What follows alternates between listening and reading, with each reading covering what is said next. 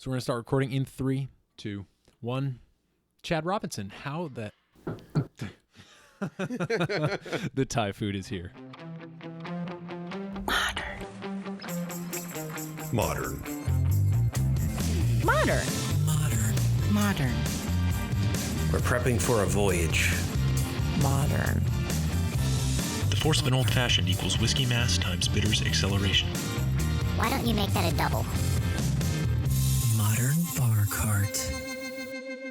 What's shaking, cocktail fans? Welcome back to another episode of the Modern Bar Cart podcast. As always, I'm your host, Eric Kozlik, and today I am super excited to share an interview with someone who is, in my humble opinion, an expert home bartender as well as a great all-around guy. I sat down and chatted with none other than Chad Robinson, who spearheads sales and distribution at Catoctin Creek Distillery in Purcellville, Virginia, which means he gets to travel all around the country talking to people about great spirits. And he's also been known to enjoy a cocktail or two. Speaking of which, before we jump into the interview here, I want to give you the opportunity to make yourself a drink. And today's featured drink is actually one that Chad talks about during the lightning round of this episode, so more to come as we discuss it then. But for now, I will tell you it's called the Diamondback, after Maryland's state turtle, the Diamondback terrapin.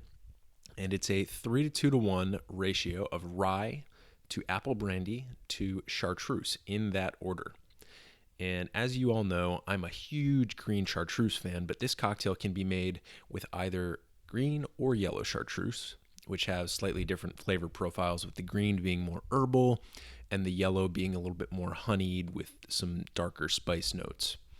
You can also play around with what type of apple brandy you use, ranging from a dark, sweet American style like Laird's Applejack to maybe a drier, more refined French Calvados on the higher end. The ideal measurements of the Diamondback cocktail are going to be 1.5 ounces of rye, 1 ounce of apple brandy, and a 1/2 ounce of chartreuse, which you're going to combine in a mixing glass with ice, stir until chilled, and then strain into a coupe glass to enjoy. It's going to have a fairly deep, maybe a bit of a sweeter flavor profile, depending on especially what type of apple brand you use. And as we're kind of moving into the autumn season, the Diamondback really strikes me as something that you can use to transition into the cooler weather, kind of get your feet wet with some of those darker cocktails. The Diamondback cocktail is only one of many topics that Chad and I discussed during this episode. Our primary subject is actually the mysterious infinity bottle, which is a really cool way to extend the life of your almost finished bottles of spirits and to become a master blender in the comfort of your own home. Some of the other things we cover include Chad's book of spirit-inspired poetry entitled Gadabouts Abound, how to break the ice and build relationships in the world of craft spirits, the art and science of blending whiskey, rum, brandy, and, yes, even amari, with, of course, generous tasting notes, what to drink when you run into H.L. Menkin in Baltimore, and much, much more. Running into Chad at an event is always a treat for me, and it was a real blast to spend a few hours with him to record this episode, so please enjoy my spirited conversation with Chad Robinson. Chad Robinson, how the hell are you? I'm doing pretty well, man. How are you doing? I'm doing good. I was excited to get the chance to sit down and talk to you. I was on the way here, and I was driving. I was like, oh, it's gonna be great to catch up with Chad. And then I realized something further. And I was like, Chad's got a really nice voice. So this is going to be an even better interview because I'm going to sound good just by association. So thanks for being on the show, man. I appreciate it. Yeah, it's my pleasure. Absolutely. So what we always do first whenever we interview someone is just give them a chance to give us who you are, what you do, and your background. So you want to tell us what you're up to? Absolutely. I am the National Brand Ambassador for Catoctin Creek Distillery. It's a little family-owned distillery out of Purcellville, Virginia, in the foothills of the Blue Ridge Mountains in Loudoun County, Virginia. Beautiful countryside, especially we got the fall foliage coming in like it is right now. great drive. We're focusing on rye whiskey because of the great history that it has in the Mid-Atlantic region, but we're also really partial to brandy. That's my personal favorite spirit, and we do an excellent job with fruit brandies, having something that's local and tells a great story. Yeah, yeah. I kind of noticed as I've run into, especially like this year at Tales, I saw you running around with some brandy. Absolutely, that's my that's my go-to.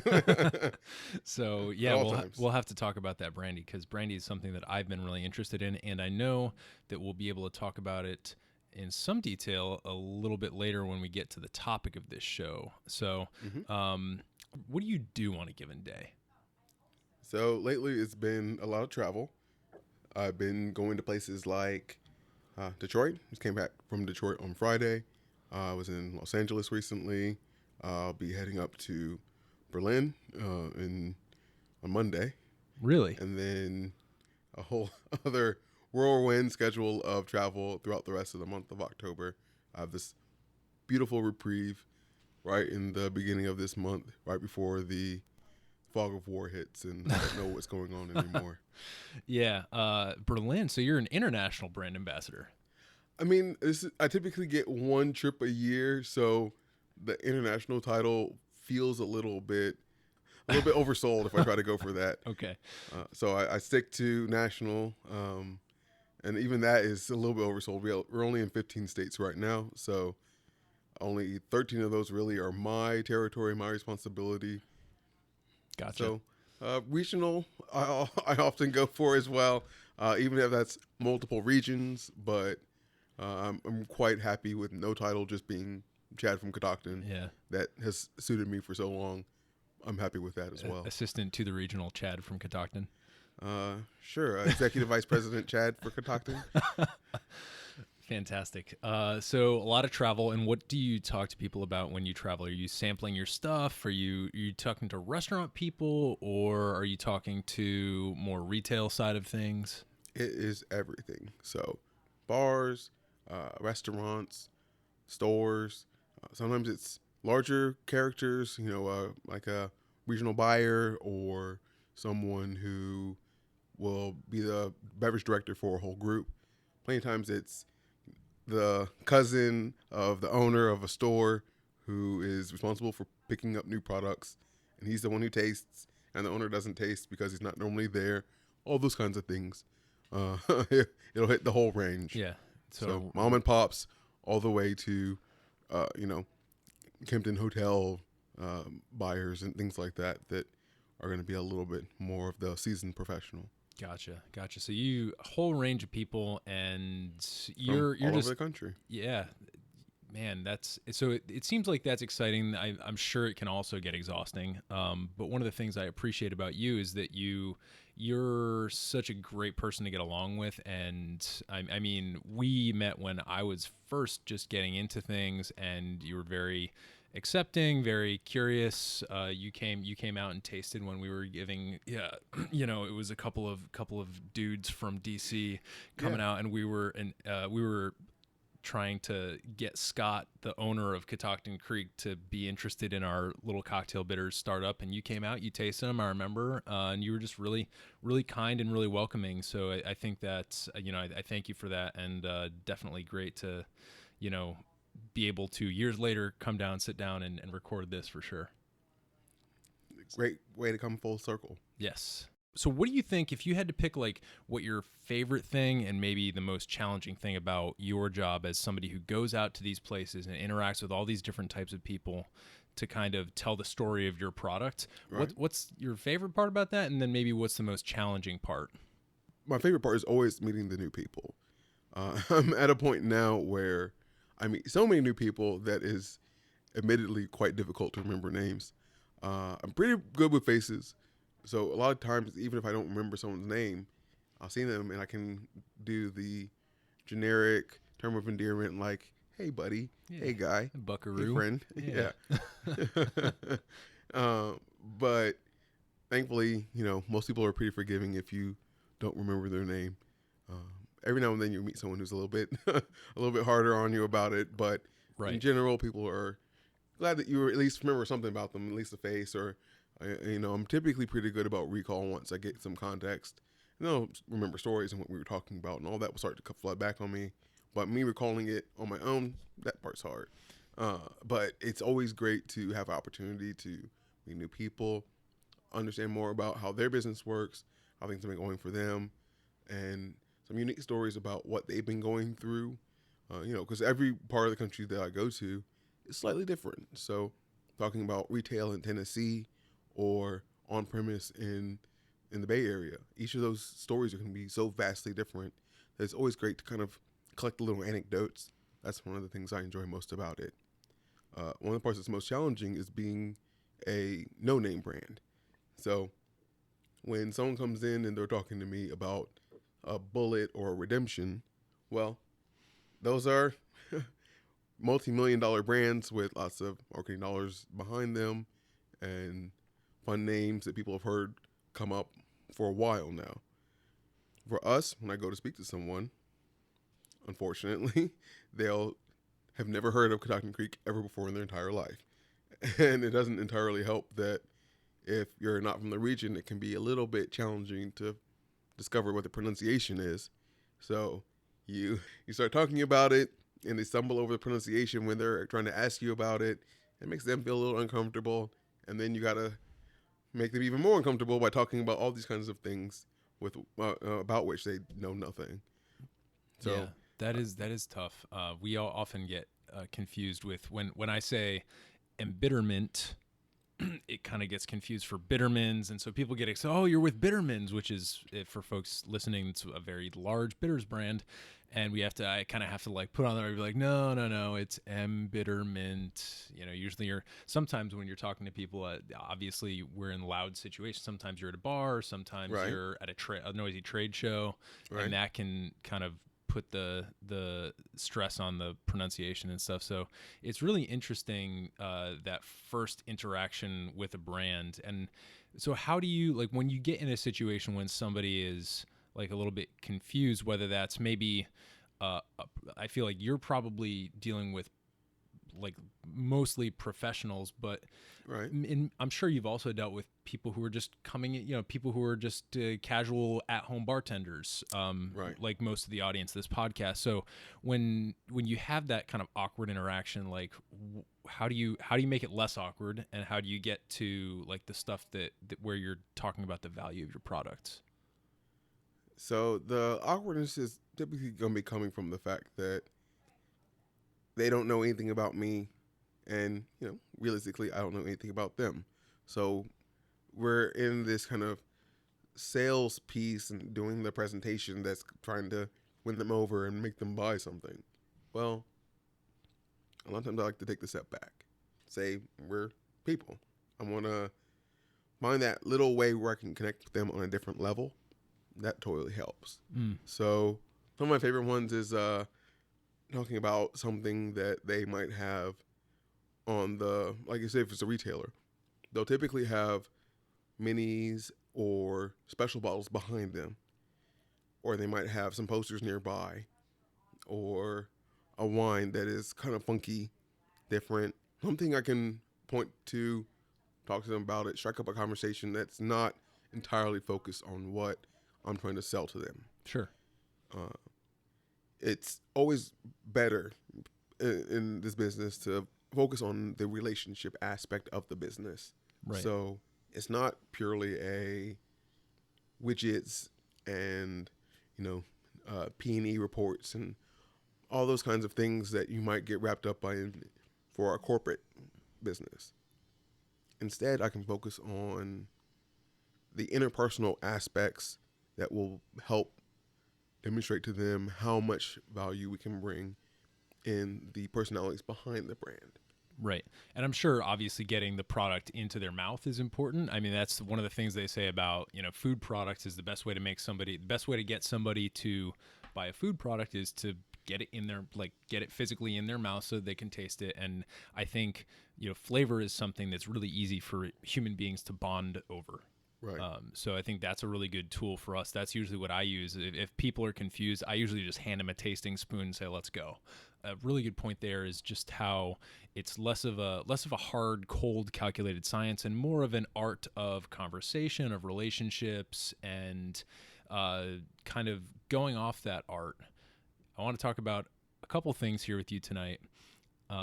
One of them is kind of this imprecise art of blending, which is why that can be very precise if you want it to be. True.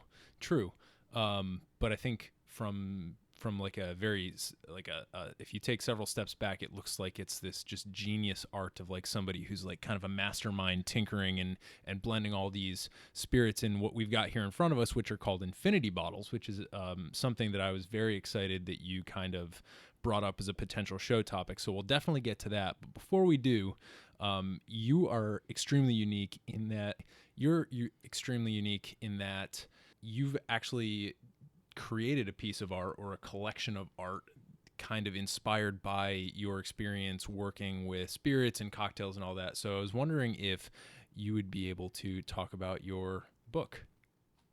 So in February of this year, I released a self-published collection of poetry called Gadabouts Abound. It was originally planned as a memoir, and so I wanted to kind of write about some opinions, some anecdotes, all the different kind of, some of these collected stories from different encounters with retailers and bartenders and all of those fun experiences I've had. But as I began writing them, I had collected lots of little notes and tidbits together. Well, as I tried to flesh those pieces out into larger works of prose, I found that I didn't like the voice, the tone of the writing. Nothing really was coming together for me where I was excited about it. And, for me, in a lot of cases, if I can't be excited about it, then I'm not even going to be able to get it done. Never mind trying to get someone else excited about it. And so when I look back through those notes, I started recognizing that some of those notes were little nuggets, little kernels of ideas that could be expounded upon in more artful terms. And so at that point, I wrote the titular work kind of on the fly, just, jotting some things down and thinking about some stuff, and wrote it down, kind of set it aside. And it was just something fun I did just for me, and hadn't really given entire focus to the idea of it being a collection just yet. It was just something I wrote for me. Then as I started to look more into some of those pieces and thinking, okay, well, maybe instead of chapter headings, these are poem titles, or maybe instead of talking about this story specifically, I can talk about the story generically. And then I have something that once was supposed to be this drawn out anecdote talking about all the tasting experiences that I would go to, do a trade show or a whiskey event, and I'm lining up bottles and tasting people on them. And sometimes I've been guests in some of these scenarios where I'm trying lots of wines or beers or something along those lines. Well, instead of making it this collection of anecdotes about those scenarios, I wrote one poem, Drunk by 1,000 Cuts, that spoke specifically to those trade show experiences, or thinking about particular bars and places that I had a great time, and things about going out to bars that I really liked, instead of focusing on it in terms of a piece of prose, but essentially like a essay. I wrote different sonnets about the bars that I really enjoyed, and try to focus on different aspects of attending bars, going to bars, being out, nightlife, that I felt stood out to me. So, for instance, I know one of the sonnets I wrote was about Copycat, which is a wonderful cocktail bar here in the DC area on 8th Street Northeast. And so part of the sonnet, if you look at the first portion, the octave is going to be about the cocktails themselves, the menu, the kind of ambiance of the place itself, and then the sestet, the turn, is going to talk about the proprietor, Devin Gong, who I really have a lot of respect for, admire very much.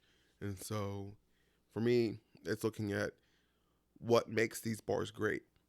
Is it the library of cocktail knowledge that they have at their disposal and the way they present that information? Or is it that mind behind it that pulled these elements together, which is the more important part of making that bar great? Yeah, that's really interesting. First of all, Copycat gets a disproportionate amount of shout outs on this podcast. So another shout out to Copycat. Well, I mean, I don't want to gas Devin up at all. I love him, but maybe I should have brought up RG Books Lounge in Cedar Rapids, Iowa as the one instead. But that one I know meant a lot to him when I showed it to him. So that one also, as a result, means a lot to me. Yeah, for sure. One of the things I really like about this collection of poems is that it's very musical in the forms that you've chosen for the poems. So in the introduction, you mentioned people like Shel Silverstein, Edgar Allan Poe, and Langston Hughes, people who did a lot with sound. And I think the musical quality of the collection was one of the first things that struck me. And the section where you're kind of going through these bars and you're writing these sonnets, which are love poems. Sonnets are love poems first and foremost, and they're also love poems that take a very specific form. So one of the things I really like about writing in a form like that is that it's got a paradox in there. You confine yourself to a rhyme scheme and a meter, right? But then interestingly enough, that sort of frees you up. That constraint is almost freeing in a way, and it allows you to do a really good exploration of what's at the heart of the subject. So maybe we'll take that as our central metaphor for today as we talk about maybe the art, maybe the science of these infinity bottles that we're going to get to in a second here. But definitely wanted to give that work a shout out, and it is available on Amazon. Where I got it for sure. That's the platform I use to publish it. So that's the only place it's available. Gotcha. It's on Amazon, both in hard copy, paperback, and Kindle book. Fantastic. So folks, definitely check out that book. And before we move on, we should probably explain what a gadabout is, because I had to look it up. Yeah, so it's the kind of dictionary.com definition is a habitual pleasure seeker. For me, I was basically looking at synonyms for bon vivants, because I like that term a lot, but of course it's already being used by some cocktail consultants, and so kind of using it for myself wasn't really going to work. Either I was going to engender some confusion or get myself sued. So I figured if I find one that is a synonym that I can use and not really get myself into too much trouble for, I would be glad to take an obscure word and claim it for myself rather than having to deal with that tangle of litigation that might ensue after trying to use someone else's term. Gotcha. Yeah, it's a great word. Definitely a nice little plug too. Cocktails just filled with all these little obscure references and things and marginalia, and I feel like that's one of the things that cocktail people enjoy most is like the story behind this weird term or this weird ingredient. So definitely a fitting title for the book. Gadabouts Abound, spelled just like it sounds. And that was a rhyme. That's definitely part of the idea. Then I added one to the end. That's just like it sound. Yeah, I just wanted to plug my own poetic ability there. But the topic of today's podcast is infinity bottles, and as when we were emailing before this, you were like, well, I could talk about infinity bottles, and at first I was like, I had no clue. So I looked them up, and it is a really interesting approach to potentially recycling, potentially repurposing, and putting a new face on something familiar, that being kind of like some half-used bottles that you have lying around. So why don't you give folks an idea of what an infinity bottle is and how you make one? So the idea behind an infinity bottle is to take a blend of several already final products and have a cascading, almost Solera style method of blending, and to kind of add a little. I mean, of course, I'm using a little something that's jargony as well, but Solera is a style of aging typically employed with sherry, there where you're going to have multiple vintages, multiple different expressions that are being aged together in a single vessel. And so the Infinity bottle follows that same idea. It also alternatively is known as a Solera bottle. And so the idea is that you're taking portions of other products and combining them into a single vessel and allowing them to marry and age together and develop together as a unit. Interesting. Yeah. So you're taking two separate but similar ingredients and essentially taking doing one plus one equals three. Right. Kind of. Precisely. The other kind of fun term is gestalt. So, more than the sum of their parts. Gotcha. Yeah. So the Solera method is interesting, and I know that there's, at least in the world of spirits, there are certain controversies around age statements, because one of the things that obviously conveys the most flavor to a spirit is the conditions in which it's aged, the barrel, and then obviously the external conditions like humidity, temperature, stuff like that, potentially mechanical motion. Right.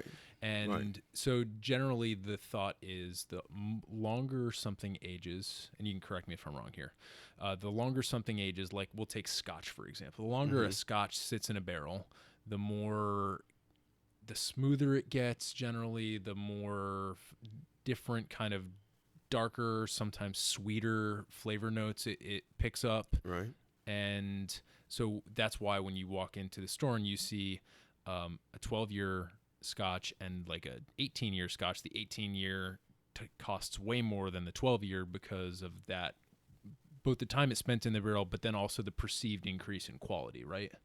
And so with these blended spirits that also contain age statements, sometimes the math that goes into that can get a little controversial. So we don't need to get into that here, but basically what we're talking about is a kind of like an at-home version of a practice that has been used in many different spirits and distilling industries for a long time, right? Right. So can you talk more about like the reason why you would blend spirits and like how these, I guess, cellar masters or distillers go about blending things? So, if you think about most spirits that you're going to see, whether it's a Scotch, a brandy, plenty of rums, if they're an aged spirit, they're typically not going to be the product of a single barrel. If you see a single barrel whiskey and it's marked as such on its label, that means it's the product of one barrel. And so you're not marrying any other barrels with that. You're taking the product of that barrel, getting it to proof, and then bottling it. For most other things that don't say that, you're dealing with, dozens, hundreds even. And if you have a batch of that size, part of the idea is that you're going to employ different flavor profiles that each barrel is going to have. Some will have maybe a little bit more spiced notes. Some might have, might be aged in different kinds of vessels. So you'll get some of the fun dried fruit nuttiness of a sherry barrel, some of that light sweet vanilla of a used bourbon barrel coming in from that American oak. You might have some French oak, which is going to have a lot more of that spice character that's going to be incorporated from its higher tannins.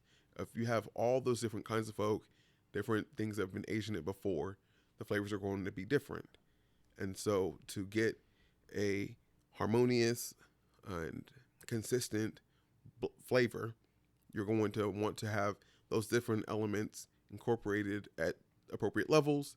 And you want to be able to say, okay, my Balvenie Doublewood is going to taste like Balvenie Doublewood for years and years. You don't want it to be that someone that bought your product in 2012 and then comes back in 2015 doesn't recognize what they're tasting. And so to get that consistency, they're going to blend. And for cognacs, also really known for blending and far less having single barrels available.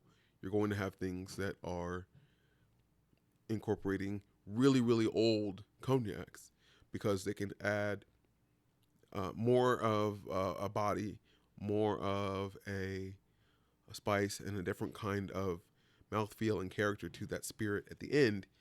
And even though if it's maybe 40%, 80% 4-year-old cognac, when you have some of that 30-year-old, 40-year-old cognac incorporated to it, some of those flavors are imparted. They're going to become a part of that spirit and add to the quality, the perceived quality of that blend at the end. Right. That's really, really interesting. So you've mentioned a few specific spirits here. Are there certain spirits that lend themselves more to infinitying? So I would recommend you avoid non-aged spirits.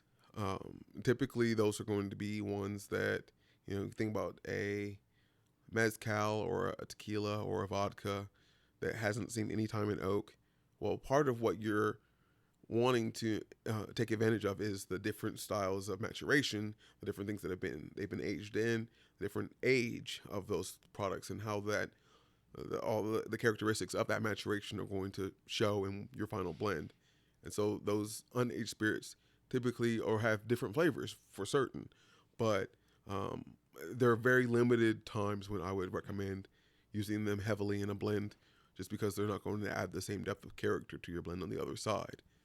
Plenty of Scotch whiskeys are going to incorporate neutral grain spirits, or essentially, high proof vodka into their blend.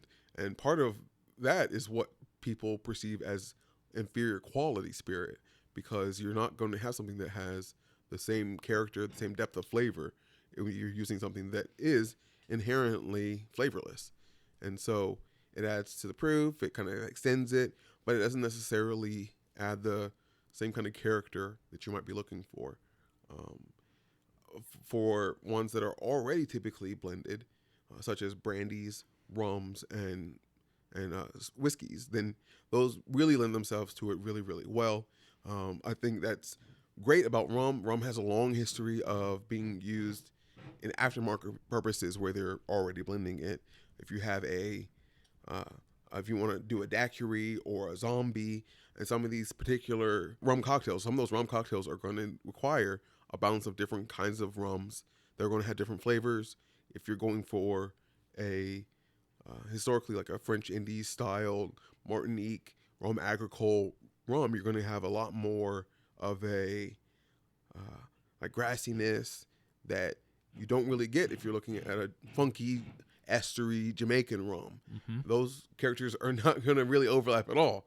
And so if you want to have a kind marriage of these two kinds of flavors, you want to have a balance between some of these notes that you won't find in the other examples of those spirits. You can take 5 different rums from 5 different islands, and they're all going to have very different kinds of flavors that are incorporated into them, even from the white rums. And so never mind when they're aging and they're almost just going in further and further in different directions. Sure. So you can bring them back together and take the elements that you really like from each of them and marry them into a fun blend, or, and as I do it, in an affinity bottle. Nice. Yeah, I think the tiki example with the zombie is a great example of this, and it's actually kind of like a deconstructed infinity bottle if you think about the recipe, because most of some of those recipes where they call for multiple rums, they'll actually kind of specify for you what the proportions. Exactly. So they almost deconstruct it for you. And you were telling me before we started, there's even some bars that have proprietary blends of rum. Actually, I know, not necessarily by name, but I'm certain that there are bars that don't name what they're using because they can. They're already putting together several different things, and so it might just be a house blend of rums. Good tiki bars are typically going to do that, just as a matter of course. I mean, if you're going to some place like Archipelago in DC, they are going to put themselves to the ringer if they're having to do 10 touches on some of these cocktails. So it'll be easier for them to already put together the rums that they know they want in a certain proportion for a certain cocktail. Right. Because each tiki cocktail is typically going to have a different level of light rums. You might have ones that call for a more Cuban style rum, something that wants more of an agricole style rum, something else that want more Jamaican style. And so different cocktails are going to call for different types and different amounts, different ages, different proofs. And so if you have a cocktail that's calling for an overproof rum, a gold rum, a white rum, and an aged rum, you have a lot going on there. Right. And so rather than trying to put your hand on each of these 4 bottles and bringing them in like you're making some kind of Tiki Long Island iced tea and thinking they're going to be in the same proportions, and they probably aren't, that's too much. If you have one bottle where you've already blended them, it saves you a lot of time and a lot of headache, especially for home bartending. If you're doing something at home, you're going to have a party, set out some tiki bar outside and hang out with your friends out there. You don't necessarily want to be having 5 rums sitting there outside and trying to do 3 different tiki cocktails and having them blended all these different ways. And that's going to be a headache for you when you're trying to also host your guests. You're going to want to have something where it's easier, and in a lot of cases it'll be easier to already have that blend put together. Absolutely. And it seems like that's where some of the precision that you were mentioning earlier, it seems like that's where some of the precision can come from. Exactly. That's really, really cool. So can we talk about some of the infinity bottles that we have right here in front of us? Because they are really cool. So I have 4 that I keep at my house now. There was a fun article on the online blog website Punch that was talking about infinity bottles. And I'd already been doing one for brandy, and I was considering doing one for rum. And when I saw that, I said, well, I'm clearly not just a weirdo and trying to copy off a friend. Like, this is clearly something that is recognized and accepted amongst other people.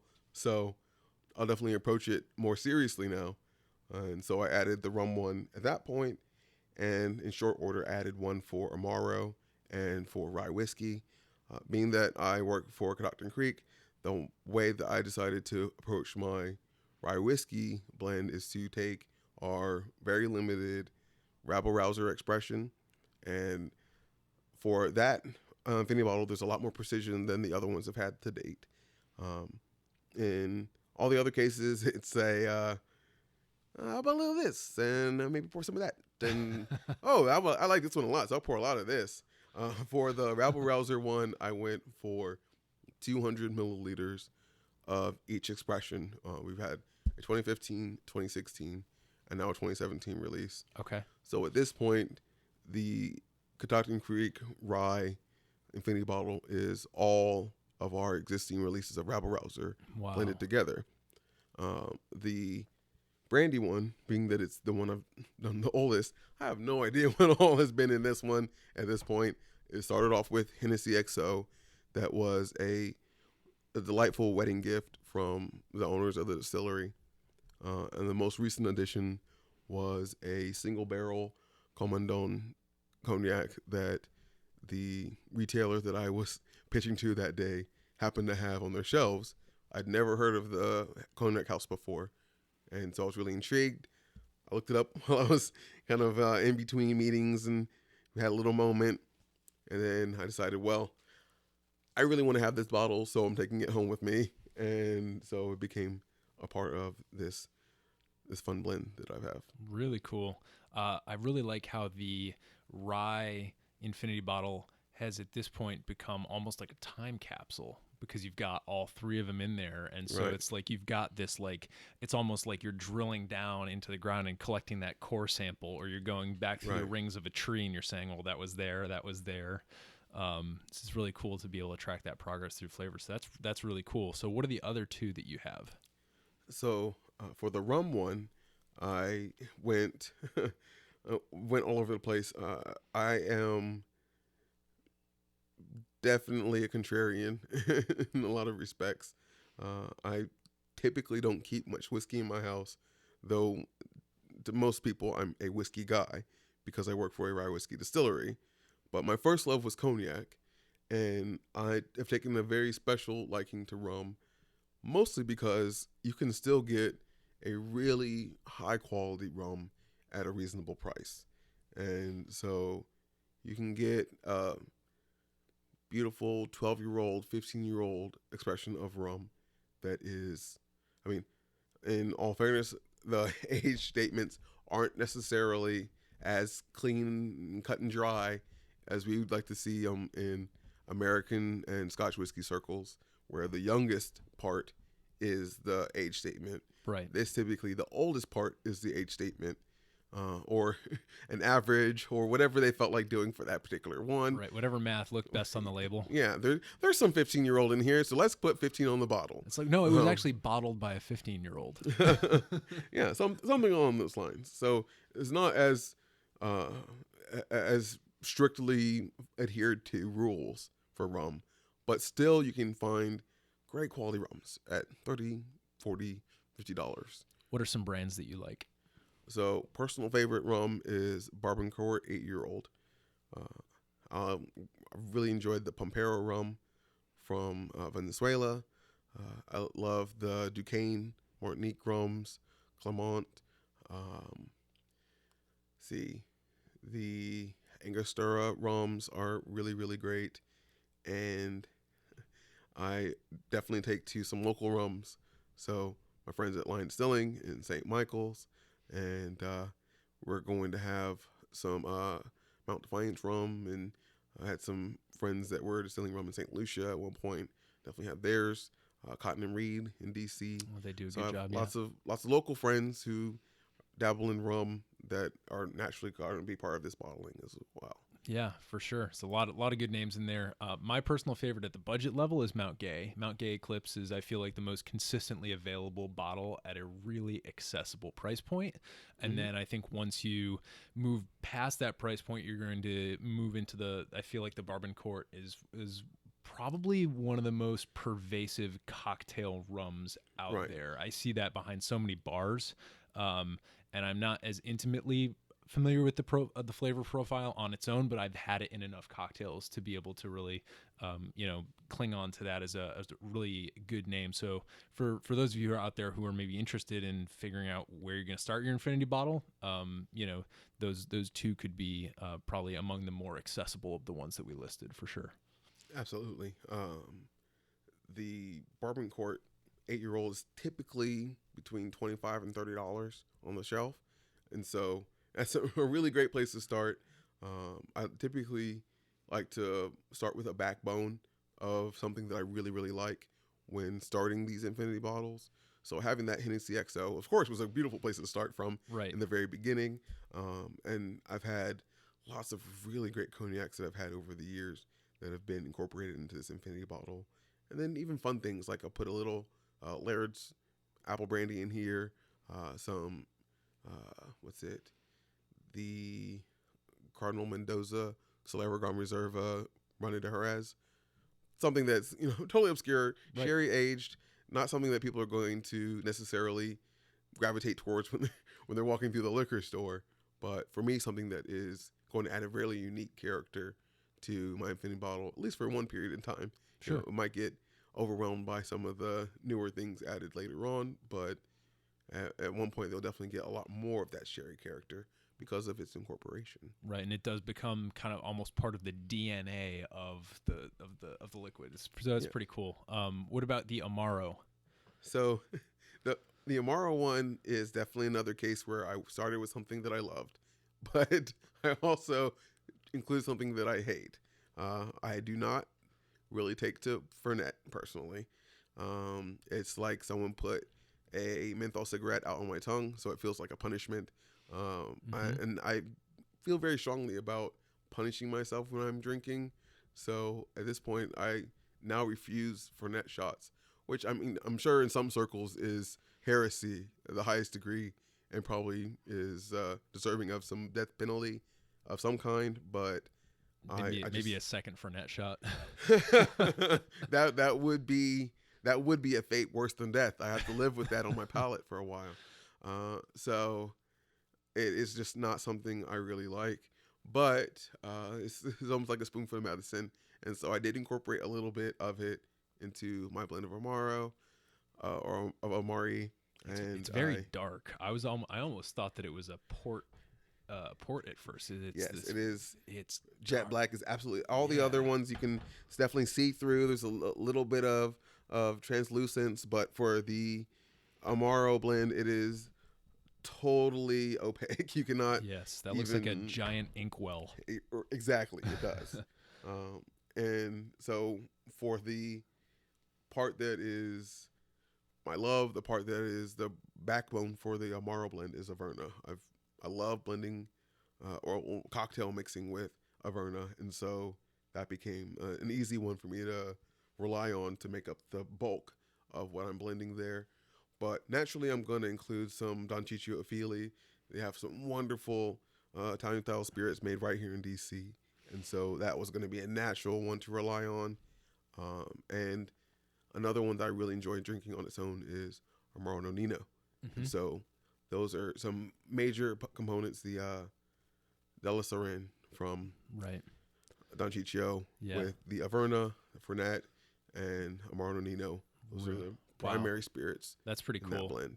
Yeah, definitely check out, folks, if you're interested in Amaro, check out our interview with Jonathan Fasano from Don Ciccio. I believe it was episode 14 or 15, so check that out. But good friend. Yeah, he's a good guy, and that was a really, really fun episode as well.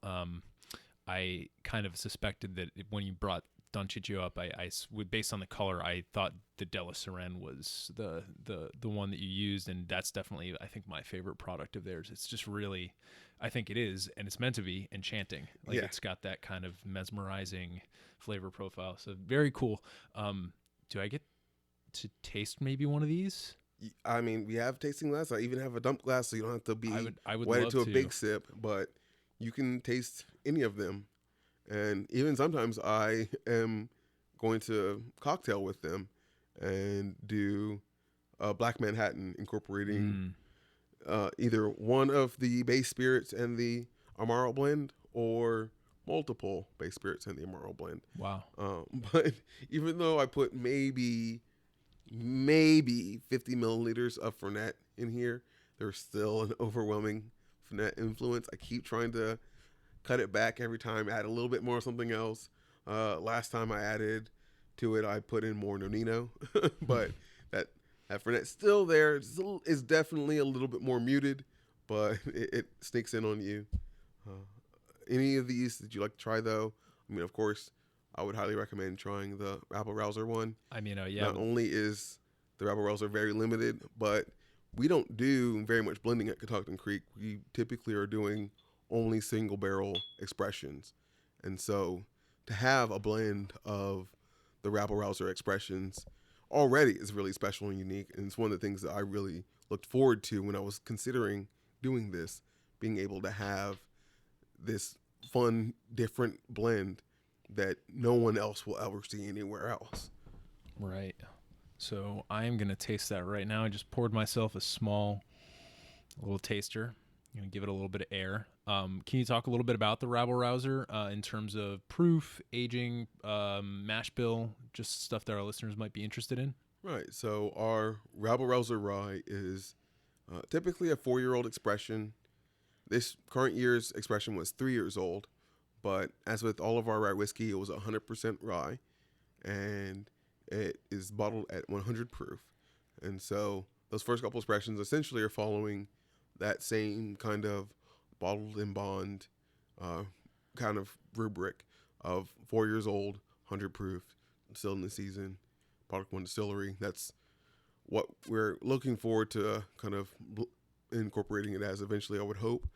I don't know. I'm not privy to all the secrets, but that is the hope at one point, to have a great bottled in bond expression of Becky's amazing rye. For sure, yeah. Becky Harris, really talented distiller for Catoctin Creek.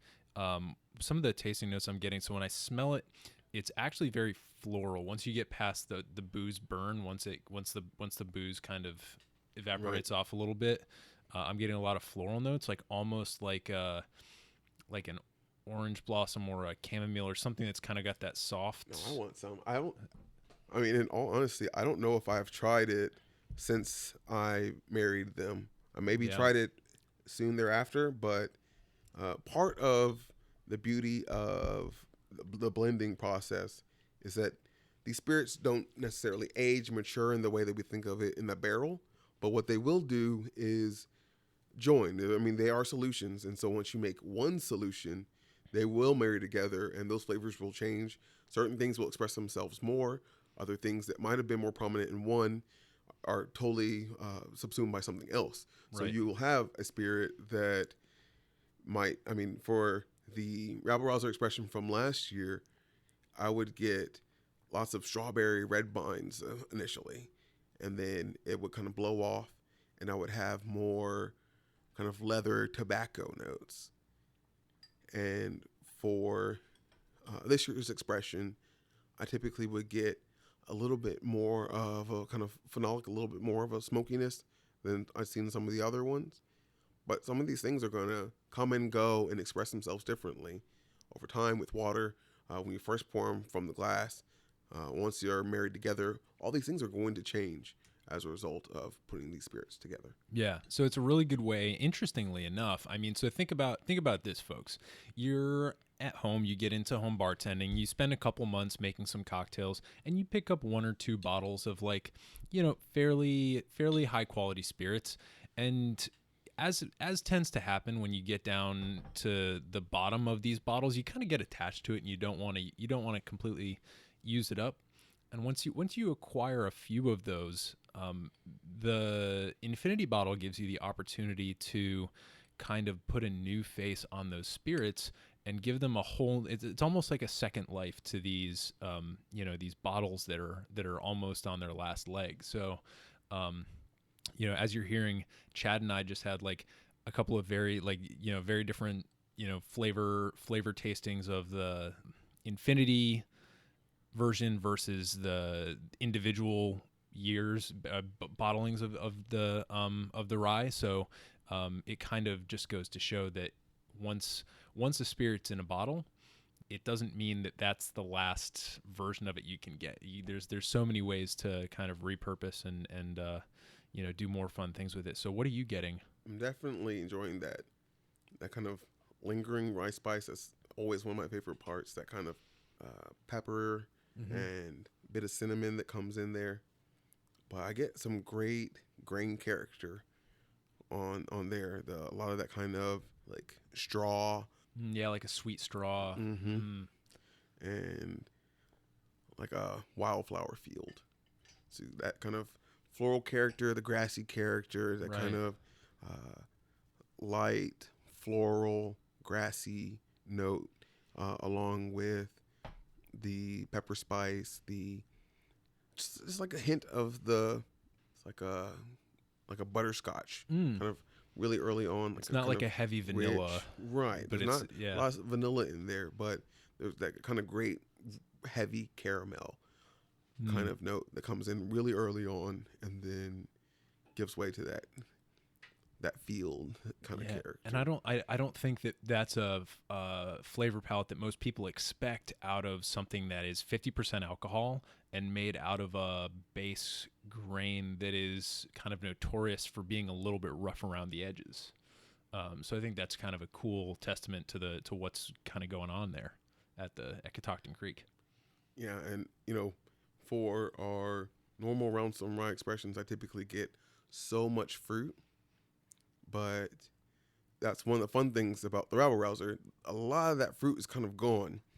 It's not something that we get too much of once it gets older, but we get a great depth of flavor that, it'll linger. We can sit there with it and it'll stay on your palate, and it has a great texture even though it's at 50% alcohol. Right. Yeah. And I was actually kind of surprised at that texture because right now I just took my first sip of the cognac, and I'm used to kind of cognacs being a little bit thicker and a little bit more syrupy than some of the ryes and the whiskeys, but this cognac is very light. Yeah. What do you usually get when you taste this particular infinity bottle or this most recent iteration of the cognac?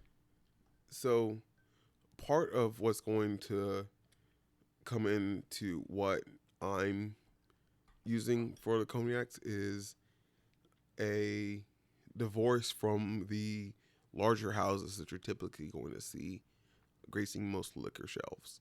Remy Martin, Hennessy, Courvoisier, Martell, they make wonderful cognacs, but some of the things that they're doing to get a consistent blend when you're selling hundreds of thousands of bottles, you're going to incorporate some caramel color. You're going to have some other kind of the term that they typically use is bonificateur. Pardon my terrible French, but they are going to add different elements to have a consistency of the flavor and of the color, and those elements typically will change the flavor and character of the cognac, however slightly. But for me, because I focus on a lot of things that are single barrel, very unique, kind of trying to avoid some of those additives in cognac, just so I have something where I can play with it on my own and have my handiwork come into what I'm tasting, and less so their handiwork.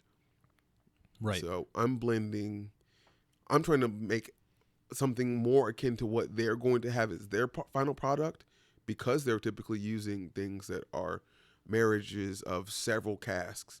I'm going to have something that is easily more akin to what they're going to be starting with by using a lot of single barrel cognacs, rather than having something where it is already a very finished product and already really refined and brought into focus on a particular realm. I'm then going to be able to say, okay, I have this cognac that's a little bit older, this one that's a little bit younger, this one that's this kind of finish, this one that has that kind of finish. And so I have I have very few now, like maybe 5, but I've had some that are, Sauternes finished, and I've had some that are finished in like new barrels, not finished necessarily, but aged solely in a single new French oak cask, some that are in older third use casks. And so I've had things that are very, very different from one another. I've had some cask proof cognacs that I've worked with in my infinity bottle. So they're just so vastly different spirits that I can get to something that meets my tastes. A lot of times I'm leaving the toppers off of the decanters to allow it to get more oxygen and help those spirits marry to one another. Those kinds of little things, little notes I've picked up from readings and discussions about blending to try to help bring those different flavors together. That's really interesting. It seems like variations on a theme is something that you can go for. You can kind of go for something that's very tight and very kind of carefully considered, and you draw a specific set of boundaries about, around what you will or will not use. Or you can kind of do the opposite, and you can say, let's see what kind of unexpected stuff we can bring in here, and kind of instead of drawing the limiting boundaries, you can kind of throw the boundaries away altogether and say, let's go completely out of bounds on this and see what happens. So it seems like there's a whole spectrum of ways you can approach it. And you also, thankfully, aren't married to whatever direction you're headed down. So I remember at one point I put some things together and I kind of realized, oh my God, this is not that good at all. what did I put in here that has ruined this? Was that the Amaro? Wait, which one was it? Oh, the brandy. Really? Actually, for the brandy at one point, I don't even remember what I had added, but what was a nice blend when I started adding stuff to it became a blend I barely wanted to touch. So I poured some of it off and basically kind of wiped part of the chalkboard off and then started writing over it again. And so I could pour off half of it. And so I'm still retaining some of the character of what was there before, but then I'm wiping away a lot of that with something else to try to bring it more into a realm where I'm happier. Yeah, that's great. It's such a good, flexible thing to do. And I feel like listening to that, it's a great sort of permission for people who are listening to just go and experiment, because that's one of the things we try and urge people to do on the show is like, listen, just get a bottle and make a cocktail, and like it's guess and check. There is a science to it. There are people like us who spend a lot of time agonizing over details in our daily lives. Absolutely. Yeah. But that's so that people who are out at home can go and just have that permission to just kind of go crazy and explore. So one of the things I'm noticing about this particular rum blend that is very intriguing to me is it's very warm and butterscotchy, but I'm also kind of getting more of that spiciness to it. So I'm kind of curious if you incorporated some more of those kind of spicier styles in this iteration. Absolutely. I really like aged rum. I want things that have barrel character. As I mentioned before, unfortunately, it's not as cut and dry what they're adding, what they're not, what the age statements are, single barrel, all those kinds of things are not as transparent for a lot of rum. So I know that there are some of these rums that have sugar added, other flavorings added, but it was not going to be something I was really going to stress myself too much about trying to keep some kind of fidelity to an idea of what I was doing, particularly with the brandies, or as I know, the entirety of the provenance for the rye. I don't entirely know all the provenance for the brandy. I definitely don't for the rum. And so a lot of it is really, what do I have? What do I like? What I want to see more flavors showing? What do I want to kind of take a back seat? And so a lot of that caramel, like I was saying, a lot of that sugar is going to be added to the rums. And so that becomes a really prominent note in a lot of aged rums. And so as a result, a very prominent note in my rum infinity bottle. Gotcha.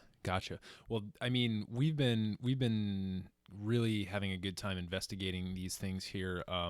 Just some super cool flavor profiles. And if I were to taste one of these in a liquor store, I would just be like, this must be, if it was like a blind tasting, I'd be like, this stuff is gotta be over $100 a bottle. Like consistently with all these, if I were to taste the rye, it's $100 rye. The same with the cognac, with the rum. So it's a really cool kind of craftsmanship that you've developed here too, as you've practiced. I'm sure you kind of talked about your mistakes. So with those mistakes, you get better. So I think it's such a cool thing to be able to break out. So definitely advocate people at home. If this is at all interesting to you, this is definitely all the permission you need to go out, buy a decanter. It doesn't need to be fancy, and start messing around. So I do want to taste. None of mine are fancy. Yeah. Well, they all look good. They've got kind of like this unified theme and shape. Thank you. I'll do a quick tasting of the Amaro here, which is the ink black Amaro. Oh yeah.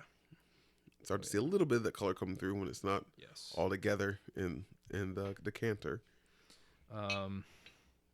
Ooh, I do get a little bit of that menthol right off the bat from the. And as I said, I tried to push it back a little bit.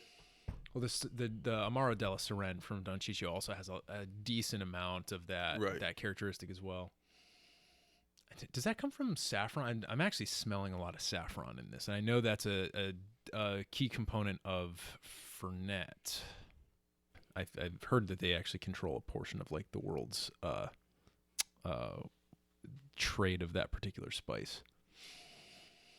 I admittedly have not looked too much into what botanicals were incorporated to each of the different Amari I've been using for my Amaro Infinity bottle. Like I said, typically was relying on, I like this one, I like that one, I like this one a lot too. I feel like I should have some Fernet in mind. And so I wasn't really trying to go for, I didn't have a target in mind. I didn't have an idea in mind. I just knew that I enjoyed Amaro. I had several at home. And so when I was actually gifted a decanter, and I immediately thought, ooh, I could put Amaro in this one. Yeah. Because I had another one that seemed like a great opportunity to do that. I knew that Don Ciccio had done a really fun blend of several of their different bitter spirits. And so the idea of a blended Amaro wasn't really that controversial. It wasn't something that no one had ever done before. So thinking of that, knowing that, I felt like I was within my rights to try it out myself. Absolutely. And I get a lot of great orange flavor in that. Yes, Really that's- good orange flavor. That actually surprised A me. lot of that Nonino will add some great orange character. Yeah, for sure. And then just kind of, usually in some of the stronger Amari, you get that really bracing bitterness, but I think the orange really softens out the edges of what you've got here. It's really approachable in a way that I kind of wasn't expecting. I was expecting to be like greeted by the dog at the door and kind of like, who are you? But no, it let me right in. That was a very, very lovely velvety iteration. So very cool. Thank you. I'm glad you enjoyed them. So you want to jump into a few quick lightning round questions here with me? Shoot. Cool. What is your favorite cocktail? If you can't name a single cocktail, what is a cocktail you've recently been obsessed with? This is super easy. Lucre. Done. Next. Vue Carré. Beautiful. What is your favorite spirit and what do you like about it? Cognac history. You go back and you look at how long people, of course, Armagnac is older. I want to get into arguments about that, but the the history of cognac to me is really special. It has a special place in our nation's history, in the history of France. It's definitely a different kind of international spirit. The VSOP, VS, and XO age statements are a British creation. They categorized cognac for their consumption and their knowledge of what they were drinking. And so the idea that... Probably while simultaneously at war with the French. Quite possibly, quite probably. But those kinds of things about the spirit, I think, are really special.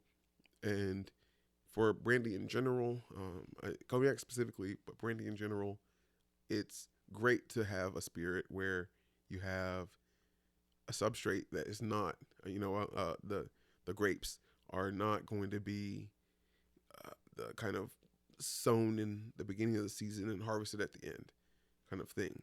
If you took grafted vines and you planted them today, the best fruit isn't even a decade away. You're going to need years and years and years to get good quality fruit off of those vines. And even still, you're going to have to plow hours and hours of labor into those vines to get good fruit out of them. And you get the good fruit and you still have to go invent the wine. And so the kind of finesse and care and attention to detail that's required for cognac to get a good spirit on the other side. And admittedly, part of the reason why you have so many blends is that it's hard. Some years you have a great spirit, and sometimes you have a terrible spirit. And sometimes it takes 15 years for that spirit to become good. And all those kinds of things, you can't say every year I'm going to release my 12-year-old and put out a single barrel vintage. That might not be something that's good at all. And so you don't want to rely on those single barrels to represent your entirety of the brand. It's just, there's so much that goes into it. The history, the agriculture, the maturation, the tradition, all of that makes it a really compelling spirit to me. Yeah, for sure. I mean, grapes are, I think, the pinnacle of terroir.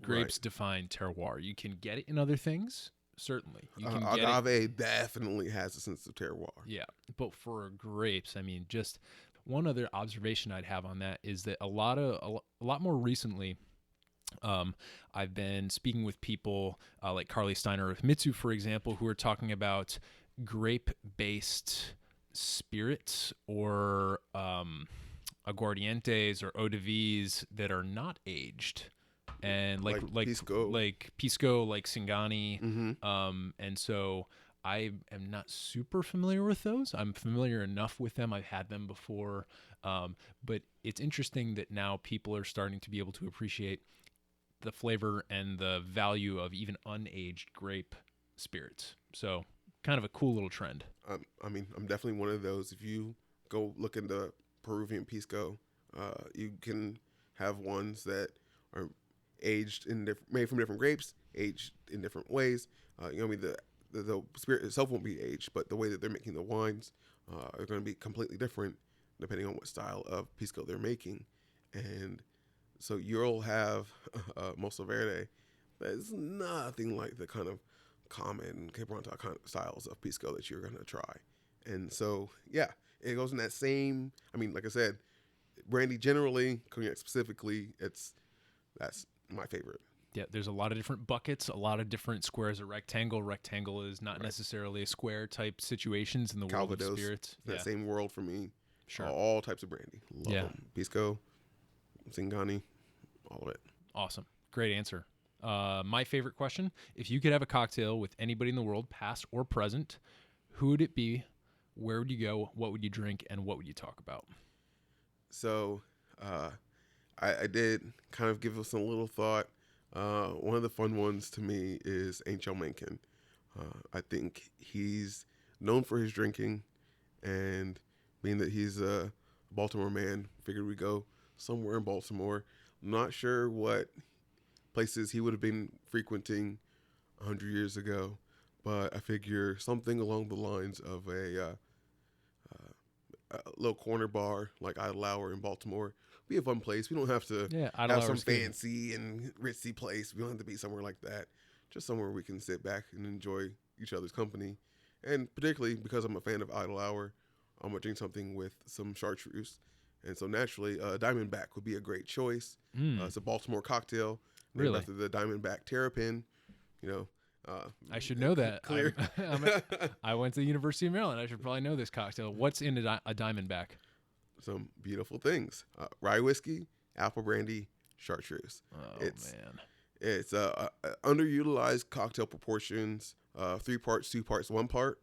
And so you get, some folks will use yellow chartreuse because of course it's not as a powerful punch on there, but I love having that nice character of the green chartreuse coming through really clear, less of that honey of the yellow chartreuse. And the apple brandy, of course, adds some great character if you get a good one. Go rely on some Calvados. And then, of course, I love my rye whiskey. So having that sit at the captain's chair of that cocktail, it's a really fun one. So it's 3 parts rye whiskey, 2 parts, I'm guessing, apple brandy, 1 part of chartreuse. Yellow or green, depending on your preferences. Yeah, depending on what part of the diamond pattern, what color your turtle is, I guess. But, geez, I'm really surprised, first of all, that I have never heard of that cocktail. I'd probably run across it before, but for some reason it didn't stick out. But I love chartreuse, and I think you just described the cocktail I'm going to have when I get home tonight. So that is really, really cool, and maybe we'll make that the featured cocktail of this episode. That's a fun one for folks to try out, especially since we're always talking about chartreuse. Fantastic. Are there any books about cocktails that are particularly influential to you? I am a big fan of Punch by David Wondrich. Like I said before, when we were kind of getting set up, reading David Wondrich's columns in Esquire were really formative in my perceptions and my understandings of drink culture. And so having that book, I enjoy Imbibe, and it of course has a kind of cornerstone place in our modern conceptions of drinking. But when you look at the history of drinking, Punch has a really strong and powerful case for sitting at the captain's chair. Like it was a big part of how we drank communally, and it wasn't necessarily that you would go to a bar and order one cocktail. There would be the punch that's there and made, whether it's a kind of ale flip or like a wassail or something like that that's served hot, or some of these newfangled things at that time, some spices and some citrus that you might not have seen everywhere that now are being incorporated into these large communal bowls that are being doled out to the guests at the bar. That kind of history of how we consumed punch, I think is really cool. And unfortunately, because of how history has played out, a lot of those punches were brandy cocktails that were built for the masses. Brandy and rum are the fundamental building blocks for a lot of punches. Right. And so, as I said, those are some of the first infinity bottles I started working with, because those are spirits that I look at as wonderful parts of the foundations for cocktailing in the modern times. For sure. I can't recommend Punch enough. Fantastic book.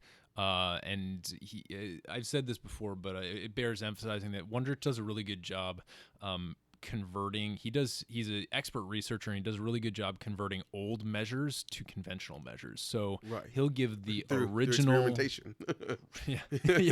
yeah. A lot of those recipes, he knows what the proper proportions are because he did some version of it where it didn't turn out the way he wanted it to, and so he doctored it till the proportions and the balance came in, and then he said, okay, this is the one I'm gonna work with. Right. So he's a really good scholar in that respect, and the storytelling in those, from his years at Esquire to his experience with Imbibe, I feel like his storytelling is at its best in Punch. Definitely Imbibe's a fantastic book, but Punch it's such a cool story, and it really is kind of like the accelerant of the cocktail movement. You would never have, if there was no Punch, we would not have cocktails. So very cool book. If you could give a piece of advice, or maybe multiple pieces of advice, to somebody who is just starting out on their journey as an at-home bartender, what would you advise them? It's advice that I've been seeing more and more in other circles, but I think it's sage advice, which is why I feel it's important to repeat. Focus on classics. There are, lots of proportions. I mean, a lot of that I rely on. Whether you're talking about the 3-2-1, which I think is really fun and underutilized. Equal parts where it's 1-1-1, like the Negroni or the Boulevardier. The 2-1 with bitters like a Manhattan or a Martini, or the like 3-1-1 of maybe like a daiquiri or a sour. Those kinds of proportions can really make all the difference in your understanding of balance, of flavor, of what's going to work. And, you know, if you get into your kitchen and you say, I have this and I have this and I have this, I'm going to blend them together some kind of way. Once you have a good understanding of the classics, it's like cooking technique. If you know how to braise, if you know how to char, how to sear, how to boil properly, when you have those kind of basic techniques, when you know those classic proportions and how those classic cocktails are built, understanding when to shake and when to stir. If you focus on those classics, you can learn all the basic elements of how to bartend properly. And so always study the classics, learn the classics, know the classics. Plenty of folks have their own takes, but even if you're looking at a couple different people's proportions for daiquiris, you're gonna understand what you like more. You're gonna understand the flavors that you gravitate towards, and you're going to understand more and more about proper techniques. You know, I had a really interesting instance of that a couple weeks ago. I was with my wife, and we recently picked up a bottle of cognac that we hadn't had it for a while. Which one? Maison Rouge, which is our go-to base. Easy going. Yeah. Base cognac for mixing. And so, she said, what do we make with this? And I said, easy answer, sidecar. And so she was making the drinks. I was doing some work, and she said, well, what are the proportions again? And so I looked it up, and I was looking at it because we hadn't made them in a while. So I just wanted to check, because obviously when you're adding a lot of lemon juice to something, you want to be sure. So yes. I checked on the proportions, and I was like, it says this, but personally, this is how I would do it. And then I was like, wait a minute. And so I had to stop what I was doing, and I did a little bit more research, and apparently there's like the London recipe and the Paris recipe of the sidecar, and whichever version was on the website was one of them, and then the way that I said to make it was the other city's recipe, like exactly in the proportions that I told her, but I didn't know that. I was just going based on what I thought would taste well in proportion to each other. So I think that's a really good testament to exactly what you're saying. So I think maybe what the homework should be, if you're listening to this, my homework to you this week would be select a few cocktails. If you're planning on having a cocktail or two this week, select cocktails that have different of those classic ratios. Get a 1-to-1-to-1 in there, maybe a 3-to-2-to-1. If you're going to make a punch, my classic punch ratio that is pretty steadfast is 4 to 2 to 1 to 1 water or tea to spirits to sugar and sour. So that's a good punch ratio. But yeah, play around with different ratios and see if you can master those in a given drink, maybe 2 or 3 drinks with those ratios. And then, as Chad mentioned, you'll probably find yourself one day with a bunch of random ingredients and you'll surprise yourself pleasantly just because of the skills you picked up. So I think on that note, with all of the blending advice that we've gotten tonight from these infinity bottles, I will just give you the chance to tell people how to get in touch with you if they want to hit you up on social media. So my handle's a little bit funky. It's Bibo Ergo Sum, just part of me and my eccentricities. To spell that out, that's BIBO _ERGO_SUM. I drink, therefore I am, correct? Correct. Beautiful. And if folks want to come out and visit you, or maybe not you personally always, but perhaps Catoctin Creek, what's the best way to visit Catoctin Creek? So Catoctin Creek Distillery is open 6 days a week, Tuesday through Sunday, and typically in the midday. We'll be open a little bit later, Friday, Saturday, but you come to the website, catoctincreek.com. You can schedule a tour and tasting on the website directly, and so you can have a reservation set, and you know when you're going to be slated to have your tasting. Pretty easy way to go about it. Very cool. Yeah, very, very nice tasting room and downtown Purcellville. In addition to being surrounded by beautiful farmland, as you mentioned, downtown Purcellville is just a cool place. There's a couple good restaurants, and it's a nice small town to walk around in and kind of stretch your legs. Yeah, if you're a city slicker like us, then it's nice to be able to stretch your legs a little. So, Chad, thanks so much for being on the show. It was a sincere pleasure. Thank you, sir.